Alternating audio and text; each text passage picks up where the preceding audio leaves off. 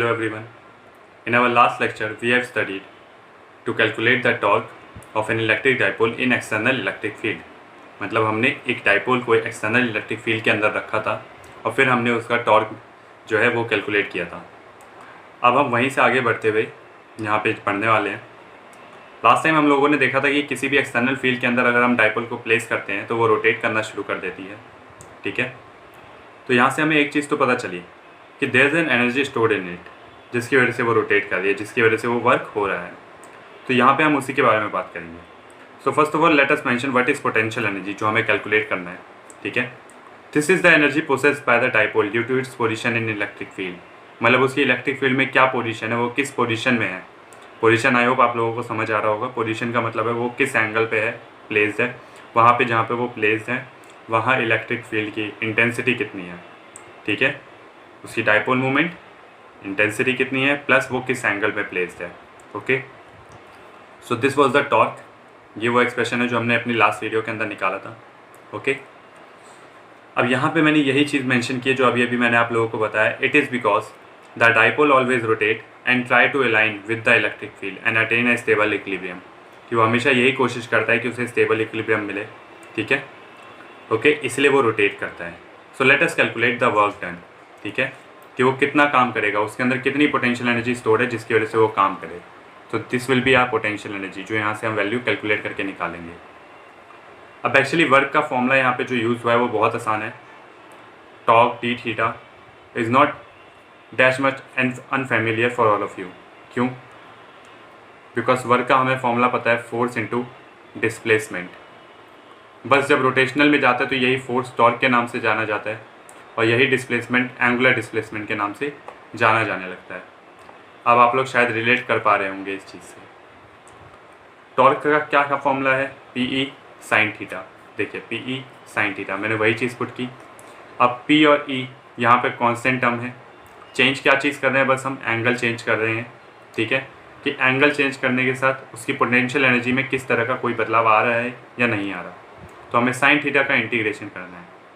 अब इस समय तक आप लोगों ने इंटीग्रल चैप्टर्स मैथ में नहीं पढ़ा होता क्लास 12 के अंदर। जिसने पढ़ लिया होगा उससे पता होगा साइन थीटा का इंटीग्रेशन माइनस कॉस थीटा होता है। ओके, तो यहाँ साइन थीटा का इंटीग्रेशन किया मैंने minus cos theta.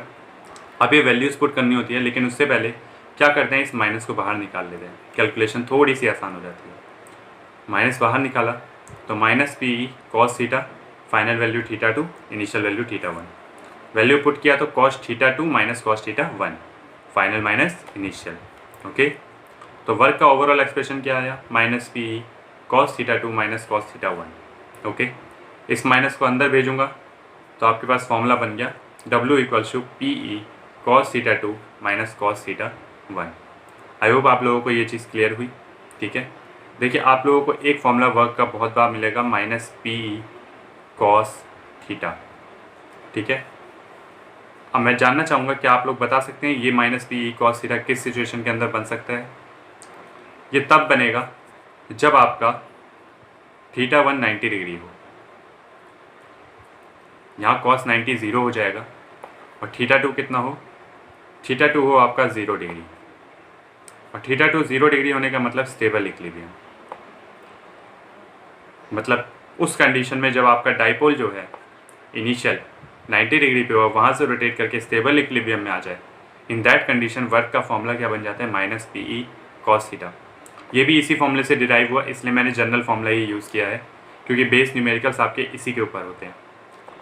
Last video के अंदर मैंने आप लोगों को पहले कुछ कंडीशंस बताई थी, स्टेबल इक्विलिब्रियम, अनस्टेबल इक्विलिब्रियम।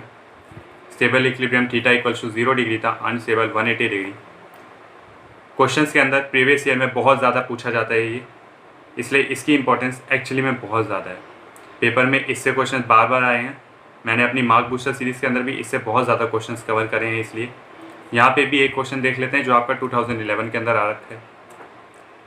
यहाँ पे आपको जो डाइपोल मूवमेंट दी है वो कितनी है? 3 × 10⁻⁸ कूलम मीटर। ओके, अब ये क्या रोटेट कर रहा है? देखिए कंडीशन यहाँ पे क्या दी गई थी क्वेश्चन के अंदर, मैंने उसे बहुत सिंपली बस लिख दिया है। ये रोटेट करता है स्टेबल इक्विलिब्रियम से अनस्टेबल इक्विलिब्रियम में। ठीक है, इलेक्ट्रिक फील्ड दे रखी है 10⁻⁻⁴ न्यूटन पर कूलम। ओके, आपको निकालना है कि कितना वर्क डन होगा रोटेशन के समय।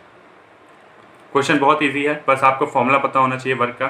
फॉर्मूला क्या होता है वर्क का? P cos theta 1 minus cos theta 2। Theta 1 initial angle कितना है? स्टेबल इक्विलिब्रियम में, इट मीन्स थीटा 1 है 0 डिग्री, वो वहाँ से अनस्टेबल इक्विलिब्रियम में जाता है, मतलब थीटा 2 फाइनल एंगल कितना है? 180 डिग्री। पुट कर दीजिए दोनों वैल्यू।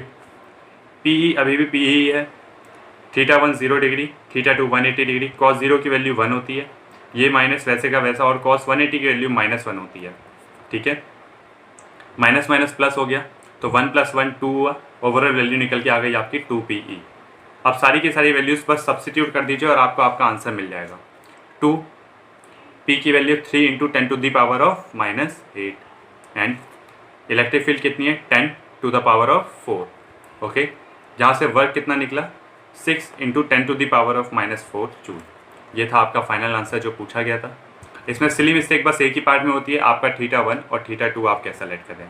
अगर आपने ये पोर्शन गलत लेट किया तो आपका आंसर 110% गलत आएगा।